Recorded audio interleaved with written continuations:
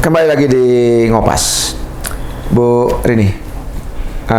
Sepanjang pengembangan SMK ini, pastikan kita mengalami hambatan. Iya. Ya, banyak kendala-kendala yang kita hadapi. Nah, apa yang dihadapi Bu Rini? Kendala-kendala apa, misalnya tantangan apa yang dihadapi dalam pengembangan SMK yang berbasis pada kesehatan ini? Iya. Dalam sebuah perjalanan tentu saja kita mengalami hambatan-hambatannya. Tapi saya bukan orang yang gampang menyerah. Saya ingin mencari solusi gitu. Jadi jangan menyerah dan mencari solusi. Saya punya motto hidup itu, mari berinovasi tanpa melanggar regulasi. Nah, iya, bagus itu ya. Ya, inovasi terus kita lakukan. Sebetulnya untuk sarana prasarana ini udah bagus di SMK Negeri 7 itu. Hanya perlu sedikit perawatan lah. Kemudian yang paling utama adalah meningkatkan kualitas guru. Mereka selama 2 tahun ini ketika pandemi jarang diklat gitu ya, jalan untuk meningkatkannya, magang dan lain sebagainya. Nah, oleh sebab itu saya punya program untuk teman-teman. Kemarin juga kita ngobrol dengan manajemen, terutama di guru-guru umum. Guru-guru umum itu selama ini tidak pernah dilibatkan untuk mengetahui apa yang terjadi di jurusannya. Nah, itu saya pengen mengajak guru-guru ini magang juga di industri. Yang normatif ya? Iya, yang guru-guru normatif. Supaya mereka tahu apa yang akan mereka berikan terhadap anak-anaknya ketika mereka tahu apa yang akan dilakukan oleh anak-anaknya di industri. Nah, mereka akan mulai dulu mungkin masuk ke bengkel-bengkel, ke jurusan-jurusan gitu, di lab-lab, supaya mereka tahu dan apa yang akan dia berikan kepada anak-anak ini. Nah, itu juga selama ini tidak pernah terpikirkan ya. Jadi itu salah satu cara untuk meningkatkan kualitas guru.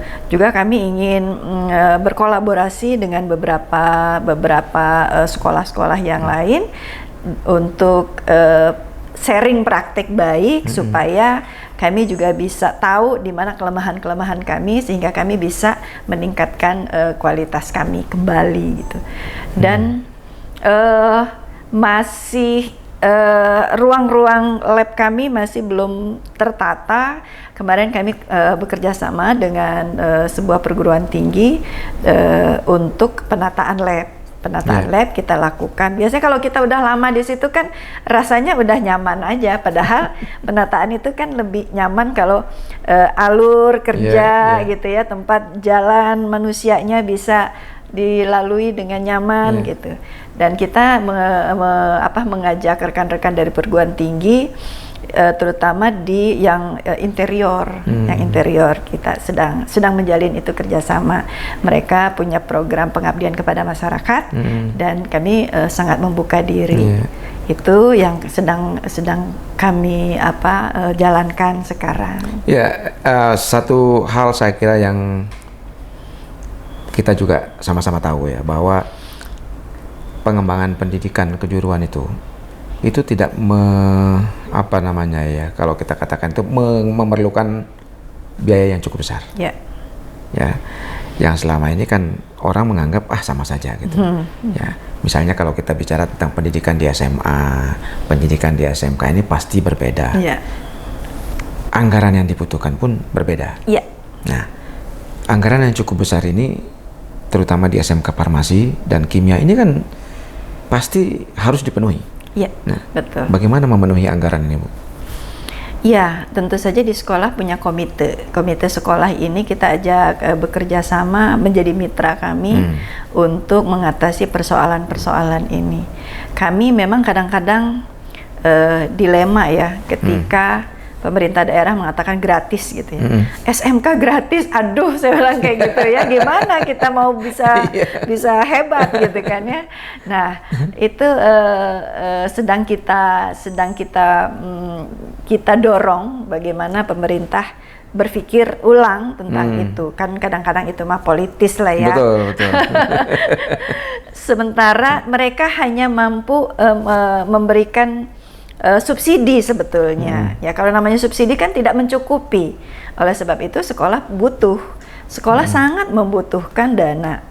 selain dari orang tua siswa, tentu saja dari pihak-pihak ketiga lainnya ya, misalnya dari CSR, dari perusahaan yang mana gitu.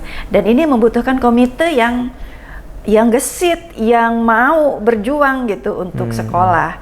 Nah, ini yang sedang saya perbaiki juga, karena selama ini komite itu hanya nerimo saja gitu ya. Ini sedang saya ajak, ayo kita berlari untuk memenuhi kebutuhan anak-anak gitu ya. Karena yang namanya farmasi, apalagi kimia kayak gini, bahannya mahal, peralatannya mahal, nggak mungkin gratis kayak gitu. Kecuali pemerintah punya dana yang cukup untuk, betul. Bos saja nggak cukup gitu ya? Nggak cukup, itu kan baru atas minimal gitu. Masa sih minimal aja nggak cukup ya kayaknya. Jadi baru kan berusaha. Komitmennya itu kan membangun SDM yang berkualitas. Betul, gitu ya. Maka betul. tentu konsekuensinya menyiapkan sarpras, menyiapkan anggaran juga yang cukup gitu Bu ya. Betul banget. Nah ini kalau kemudian dibebankan semua kepada sekolah misalnya pasti berat. Iya. Nah, betul. Komite sekolah pasti juga akan berpikir, karena banyak kalau kita lihat kasus-kasus yang sekarang terjadi itu kan ada rasa ketakutan gitu bahwa masyarakat ingin sebenarnya membantu sekolah itu untuk bisa melengkapi peralatan sarpras atau kebutuhannya, tapi bagaimana caranya gitu kan, ini yang menjadi rame ya. Jadi rame gitu. Nah di kawan-kawan di SMK 7 mungkin punya strategi untuk mengatasi itu. Iya, memang yang paling mudah untuk kita lakukan berdiskusi adalah orang tua. Ya, jadi orang tua itu kita ajak membuka mata dan melihat situasi kondisi. Peran orang tua itu sangat penting di sini. Oleh sebab itu saya sedang merancang bagaimana hubungan antara sekolah dengan orang tua itu harus betul-betul kuat. Nah, ada beberapa rencana kami, yaitu bagaimana nanti orang tua tuh bisa menonton, melihat situasi kondisi anaknya yang lagi di jurusan kayak gitu. Jadi tidak hanya sekedar mereka dipanggil untuk kita minta sumbangan, tapi lebih dari itu. Jadi mereka melihat situasi kondisi. Ujiannya ujian praktek gitu. Jadi tidak ada lagi ujian-ujian tulis kayak gitu. Ujiannya udah praktek, sudah komprehensif di sana. Ujian praktek, orang tua bisa melihat, menonton, menyaksikan anak-anaknya praktek di lab gitu. Jadi orang tuanya tahu bahwa bahkan kita ingin menunjukkan ini loh hasil anak-anak ini terdiri dari apa saja, bahannya apa saja, harga bahannya berapa gitu. Betul. Supaya mereka mengerti, memahami gitu. Kalau di sekolah yang lama saya membuat itu, tapi kan produknya tuh enak, langsung bisa disajikan kayak gitu ya, yang tata boga. Jadi praktek anak-anak, orang tuanya datang, disajikan oleh anak-anak, bisa langsung dimakan gitu. Kalau ini kan bahan-bahan kimia yang obat-obatan kayak gitu, nggak sembarangan orang makan obat. Jadi seperti itu. Ini kan jadi menarik ketika berhadapan dengan orang tua. Mereka pasti berpikir anak-anak saya setiap saat berhubungan dan bahan-bahan kimia gitu ya. Nah, dan bagaimana memenuhi kebutuhan mereka untuk praktek, terutama pembelian bahan-bahan itu. Nah, ada kendala nggak dalam memenuhi kebutuhan peralatan praktek atau bahan-bahan praktek seperti itu? Ya, kendalanya nggak ada duit. Duitnya kurang. Atau mungkin begini, atau mungkin juga ini kan agak sedikit sensitif ya kalau kita bicara bahan kimia, apalagi sekarang kita bicara terorisme di mana-mana gitu ya. Dan pasti anak-anak kita ini kan paling labil gitu ketika mereka mendapat pengaruh yang kurang baik. Nah, untuk membentengi anak-anak ini seperti apa yang dilakukan oleh sekolah? Memang kemarin saya sempat diskusi dengan Waka Sarana Prasarana yang memenuhi kebutuhan dari jurusan-jurusan. Ada bahan kimia yang sulit sekali bisa sampai ke sekolah karena prosedurnya harus ketat. Karena bisa jadi bahan itu dibuat bahan peledak dan lain sebagainya. Nah, jadi itu kesulitan kami, sehingga kami lagi mencari cara untuk meyakinkan produsen bahwa ini digunakan untuk pendidikan. Nah, itu tidak mudah. Perlu mungkin pemerintah bekerja sama, misalnya Dinas Pendidikan atau Kementerian Pendidikan bekerja sama membantu kami yang di industri di kimia ini ya, jurusan kimia ini memberikan kemudahan untuk mendapatkan bahan kimianya ini, karena memang ada beberapa yang sulit kami dapatkan karena itu bisa disalahgunakan, takut disalahgunakan sehingga prosedurnya agak sulit. Nah itu yang jadi kendala kami. Tapi kan memang berbeda ya antara misalnya kebutuhan di kimia industri, kimia farmasi, atau kimia tekstil. Berbeda-beda pastinya. Berbeda. Nah ini pasti juga memenuhi persyaratan-persyaratan yang dibutuhkan sesuai dengan kebutuhan kompetensi kan. Nah bagaimana menjembatani perbedaan itu? Ya memang sudah spesifik masing-masing apa yang dikerjakan oleh jurusannya masing-masing dengan kompetensinya masing-masing, dan tentu saja kami saling kami berusaha mencari produsen-produsen yang bisa menjalin kerjasama dengan kami, jadi supaya kami mudah mendapatkan bahan-bahan itu. Jadi yang paling sulit itu ya itu tadi, yang bahan-bahan yang dalam tanda petik bisa dijadikan yang bahan peledak kayak gitu. Nah itu yang sangat sulit. Padahal kita digunakan di sini bukan untuk itu gitu, tapi untuk memang obat-obatan dan lain sebagainya gitu. Ya oke Bu Rini, ini kan kalau kita bicara perjalanan dari SMK 7 ini kan sudah cukup tua ya. Betul. Artinya di daerah ini mungkin tertua lah SMK ini, dan pasti sudah memiliki jaringan yang sangat luas. Nah, membangun jaringan, memperkuat jaringan ini kan menjadi satu keahlian tersendiri. Nah, bagaimana Ibu dan kawan-kawan di sini mempertahankan atau mengembangkan atau membangun jaringan baru, terutama dengan kawan-kawan di industri atau dunia usaha? Saat ini kami sudah memiliki rekanan industri sekitar 150, karena memang kita membutuhkan banyak ya, rata-rata satu industri tempat kami PKL atau keterserapan lulusannya nggak terlalu banyak ya, jadi satu industri itu hanya 3-4 orang, sehingga kami membutuhkan industri yang banyak. Kemudian juga peran alumni. Karena alumni kita kan banyak bekerja di perusahaan-perusahaan yang ada yang besar, ada yang sedang, ada yang kecil, tapi itu sangat bermanfaat ketika mereka membutuhkan anak-anak PKL atau ketika mereka membutuhkan rekrutmen, mereka pasti akan ke sini. Dan itu kita jaga. Alumni kami luar biasa. SMK 7 ini dimulai dari STM Kimia dulu, tahun 60-an.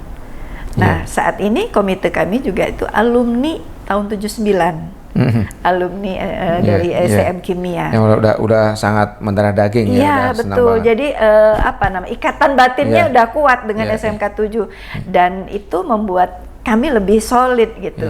Antara lembaga dengan alumni ini perlu dipertahankan, sehingga jadi 3 ini ya, alumni, lembaga, dan industri. Itu perlu kita jaga terus supaya anak-anak ini ya terjamin lah bekerjanya gitu.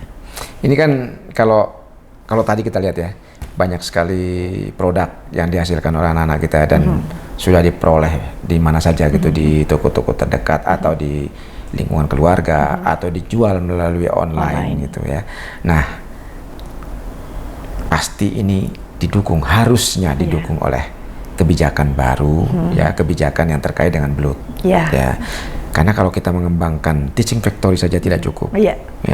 Nah, Ibu punya rencana apa atau kawan-kawan punya rencana apa yang terkait dengan kemandirian SMK melalui SMK BLUT itu?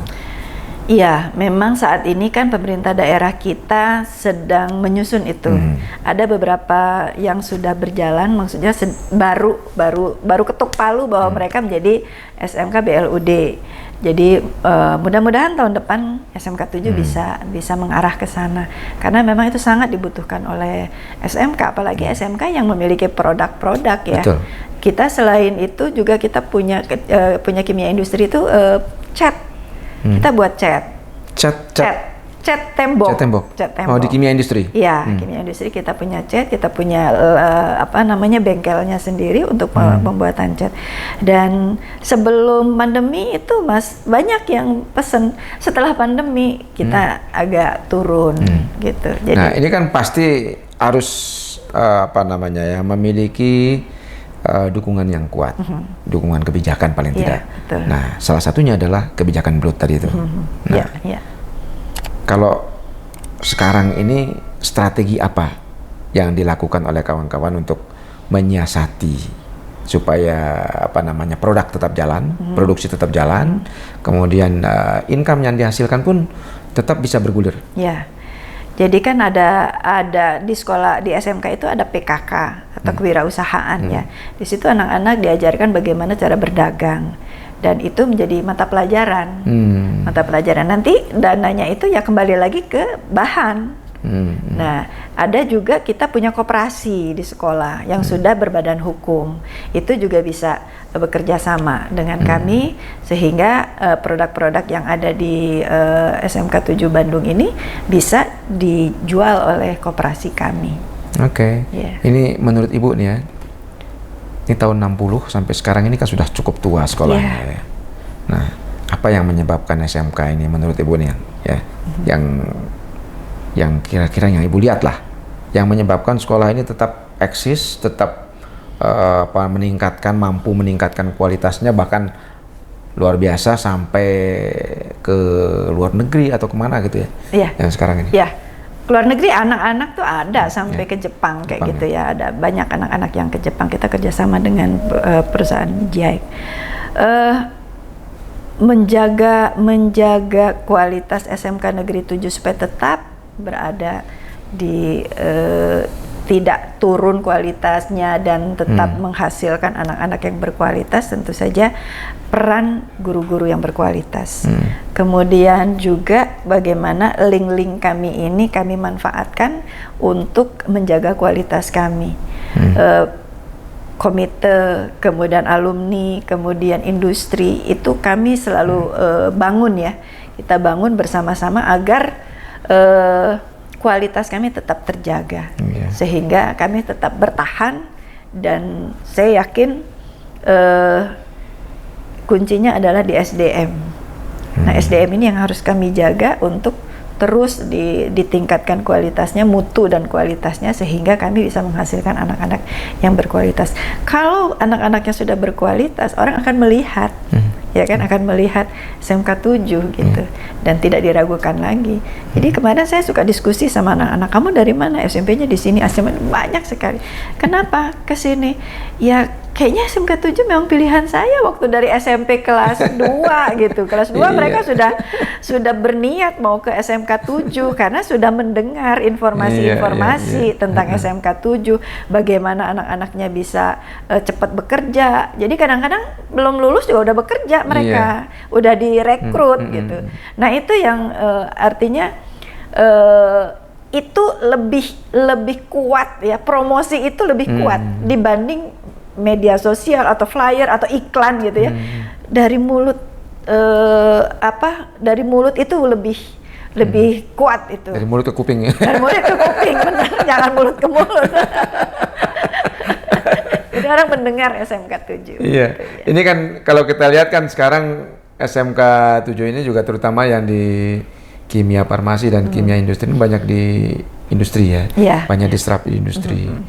PMA maupun industri BUMN, nasional, ya PMN ini di berbagai daerah. Ya. Nah, satu hal yang ingin tahu, kita ingin, mungkin teman-teman di seluruh Indonesia barangkali ya ingin tahu bagaimana sih atau apa sih mimpi-mimpi kawan-kawan ke depan gitu untuk membangun SMK ini supaya tidak hanya berkutat pada lokal saja, tetapi juga membuka peluang untuk daerah-daerah lain untuk masuk di SMK 7. Berat memang ya. Berat. Ya, saingannya itu kan ada sekolah industri ya, SMTI ya. Itu kan mereka juga punya kekuatan untuk bersaing bersama SMK 7 ya. Jadi saya harus membuka mindset saya, kemudian jejaring saya untuk bagaimana SMK 7 ini bisa terkenal di Nusantara. Kemudian juga kami juga kemarin juga baru aja bekerja sama dengan Dinas Tenaga Kerja. Nah, Disnaker punya program untuk memberangkatkan anak-anak, terutama di yang Jawa Barat ya, Disnaker provinsi memberangkatkan anak-anak ke Jepang.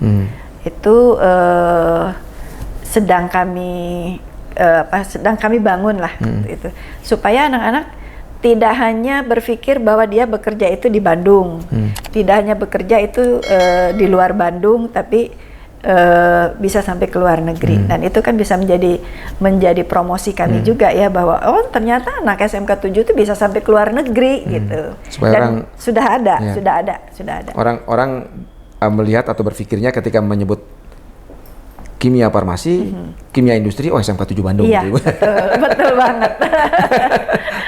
Ya. Cuma kan memang ini satu pekerjaan berat buat kawan-kawan guru, manajemen di sekolah di mana saja yang ada di seluruh Indonesia ini. Bagaimana membangkitkan semangat anak-anak itu untuk bekerja, paling tidak ini membuka wawasan orang tua lah, supaya membiarkan anak-anak mereka itu bekerja di luar daerah gitu. Ini paling berat di situ. Karena terutama orang Jawa Barat. Ya, itu. Itu kan punya kultur sendiri orang Jawa Barat. Kumpul makan nggak makan asal kumpul. Nah, sekarang udah nggak musim lagi kayak gitu. Saya selalu mengedukasi anak-anak, kamu harus meyakinkan orang tua kamu bahwa kamu mandiri. Kalau orang tua kamu tidak mau melepas kamu, artinya orang tua kamu tidak yakin kamu mandiri ya. Artinya dari kedua belah pihak. Ke orang tua kami sampaikan harus yakin bahwa anaknya mandiri. Ke anak-anaknya kita sampaikan kamu harus meyakinkan orang tua kamu mandiri. Gitu. Nah, jadi mungkin itu ketakutan orang tua ya, namanya orang tua ya, ke anak-anak kan begitu. Jadi ketakutan orang tua supaya anaknya udahlah di Bandung aja, padahal kalau di Bandung itu kan persaingannya ketat gitu. Orang Bandung cari kerja di Bandung, orang Sumedang, orang Subang, orang di pinggir-pinggir itu pengen ke Bandung. Persaingannya makin ketat. Makanya harus keluar, saya bilang gitu. Harus keluar, ayo keluar gitu. Itu yang saya dorong anak-anak. Kamu harus keluar. Karena orang luar, apalagi di luar Jawa kayak gitu, sangat yakin dan percaya orang dari kota Bandung, dari Jogja kayak gitu tuh, itu lebih bagus daripada daerah-daerah mereka gitu. Jadi orang-orang timur kayak itu masih percaya kompetensi orang-orang Jawa itu masih lebih baik. Nah, itu kita tunjukkan gitu. Kita tunjukkan bahwa kita bisa mandiri di sana gitu. Harus ditanamkan mungkin. Kalau sekarang kan kayak karakter kebekerjaannya itu yang harus ditanamkan. Tetapi itu tidak akan berhasil kalau orang tua tidak mendukung, kan begitu? Yang utama itu orang tua. Maka Bapak Ibu orang tua di seluruh Indonesia, ya, Bapak-bapak Ibu guru, para pembimbing, para pengelola sekolah, ini pekerjaan yang harus kita lakukan, tambahan pekerjaan betul. Bagaimana membuka wawasan, meyakinkan orang tua dari anak-anak kita itu supaya mereka mau melepaskan anak-anak mereka bekerja di mana saja di wilayah Indonesia, ya, di seluruh Indonesia, ya, karena mereka tidak akan sukses, ya, kalau mereka hanya bekerja di lokal saja. Iya, betul. Kita harus mendorong mereka untuk bisa memberikan kontribusi lebih besar lagi dalam proses pembangunan di segala bidang. Ya. Memilih SMK artinya mereka siap untuk melepas anaknya. Betul itu ya. Karena mereka sudah dididik di sini. Iya, betul. Mereka percaya betul SMK bisa membuat mereka mandiri. Betul. Saya kira ke depan itu Bu yang harus kita dorong, kita kuatkan spirit itu bagaimana anak-anak supaya mau keluar, mereka belajar survive. Betul sekali. Oke, sahabat Ristan dan para pencinta SMK dan pendidikan vokasi di seluruh Indonesia. Sampai pada satu kesimpulan bahwa apa yang kita lakukan di SMK sebenarnya adalah membangun masa depan mereka. Membangun bagaimana anak-anak kita supaya bisa mandiri, mereka bisa survive, mereka bisa bersaing di daerahnya sendiri, menjadi tuan di negerinya sendiri. Nah, Bu Rini, sebagai catatan penutup, apa yang ingin Ibu sampaikan? Ya, kita membutuhkan kerjasama yang harus kuat ya. Kalau saya berpikir ada tripartit yang harus bersinergi, yaitu pemerintah, masyarakat, dan sekolah. Ini harus kuat sekali. Pemerintah kita harapkan terus mendorong, apalagi dengan link and match gitu ya, antara pemerintah dinas yang satu dengan yang lain tuh harus punya komunikasi, meyakinkan gitu bahwa mereka punya SMK yang dibutuhkan oleh industri. Industri harus yakin bahwa kami menyiapkan anak-anak yang siap untuk ada di industri kayak gitu. Jadi regulasi, kemudian juga dorongan-dorongan untuk industrinya mau menggunakan anak-anak SMK di perusahaan mereka, itu kami butuhkan. Kemudian peran orang tua itu sangat-sangat besar, sehingga nanti kedepannya kami antara sekolah dengan orang tua itu harus betul-betul erat gitu ya, supaya orang tua bisa mensupport anak-anaknya, mensupport sekolah, sehingga anak-anak ini betul-betul menjadi lulusan yang berkualitas. Jadi 3 itu harus sinergi, ya, 3 itu yang harus bersinergi. Dan ini yang kami harapkan, jangan menjadikan dunia pendidikan jadi ajang politik. Ya. Biarkan kami membangun pendidikan ini untuk masa depan Indonesia. Ya, pendidikan bukan untuk dipolitisasi. Iya, betul. Dan pendidikan bukan ladang bisnis. Betul. Betul. Oke, saya kira itu yang penting. Mari kita jadikan lembaga pendidikan ini sebagai pusat pengembangan SDM berkualitas, berkarakter, dan profesional. Ya, SMK menjadi pusat pendidikan karakter, betul. Menjadi pusat pendidikan sumber daya manusia Indonesia di masa yang akan datang. Karena disinilah sebenarnya kita ingin menjadikan ini sebagai inkubasi untuk pengembangan SDM ke depan. Kita akan jumpa lagi di Ngopas dengan topik yang tidak kalah menarik. Sampai di sini. Terima kasih. Wassalamualaikum warahmatullahi wabarakatuh.